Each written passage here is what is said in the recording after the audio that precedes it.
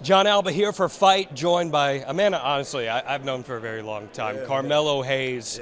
Man, rocking and rolling, NXT Stand and Deliver, WrestleMania 39.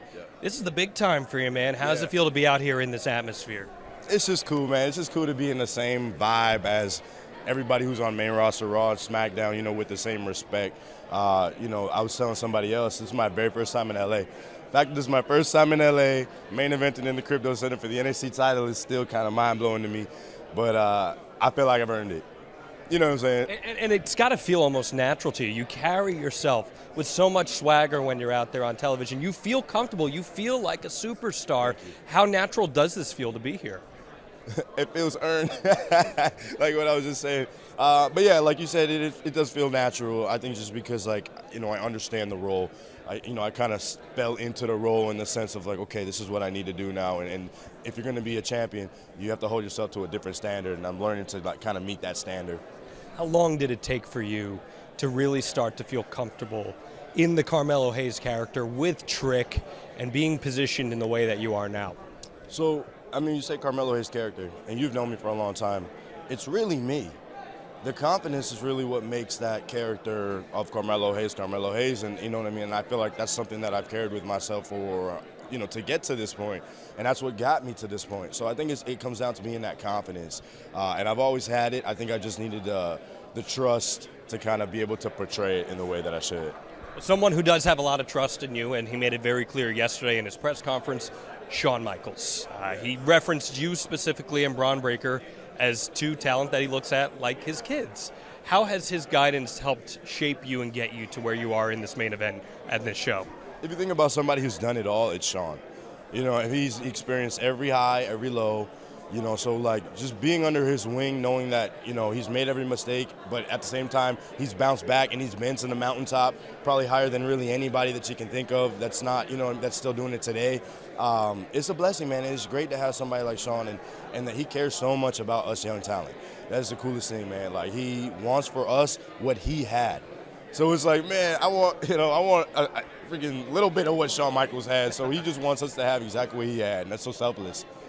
It's interesting, too, because I remember a few months ago, Shawn said on a call that, you had all the tools, you're ready to go for the main roster when they want you. But here you are instead fighting for the NXT championship, where if you win this championship, you're representing the brand for the long haul. How do you balance those potential two different paths? You got to remember, John, I've been representing the brand. Been representing the brand. The A-champ. I am. So it's just crazy because, I'm, like you said earlier, just fitting into this role. This feels so natural because I've been holding myself to that standard of being the A champion and just carrying myself like the guy, regardless of if I had the title. So, that's that thing with that, being the A champion, it's from within. This whole weekend is a celebration of pro wrestling.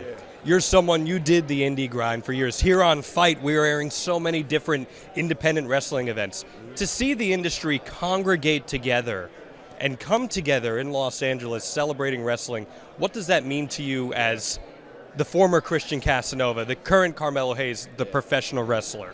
Man, every time I come out here, I just get rejuvenated. It's one of those things where you're you need to be around it sometimes because you got to remember too, bro, when we're in Orlando, we're kind of in the bubble. We're at the PC, we're training 5 days a week. We don't get to see the outside light of things. So it's when we finally get outside, it's we're outside. But it's super motivating, man. I love going and watching indie shows because it reminds me of what made me hungry. And you know what I mean? You almost need that reality check that there's guys out there that would kill for your position. So it makes me appreciate where I am even more, Now you're getting a chance to perform in front of thousands of people in one of the most famous arenas in the world. How inherently comfortable are you in that setting? We're going to see tomorrow. It's not something that I can say right now, oh, yeah, I got this in the bag. I don't want to be that guy because, tomorrow is tomorrow, you know what I mean? And I think it's one of those situations where it's you got to feel it when you walk in there because, I've never felt that energy of the Crypto Center. I had to talk to somebody else about being the house that Kobe built, you know what I mean? And it's just such a beautiful experience to be able to perform on the same place that Kobe performed at, and so many greats. You look down the line, bro. Everybody was in the Staples Center, you know, it's historic. So I'm super excited, man, but I'm not going to let it be bigger than I am. There's a good chance you do a fall away anywhere on the floor there at the Crypto. There's a chance that Kobe probably nailed a shot from there. Yeah. Hey, listen, man, a tremendous journey. Again, I've been following you for a long time, and seeing you in this setting is so great. Congratulations to you. Best of wishes at Stand and Deliver. We got more content coming your way right here on FITE.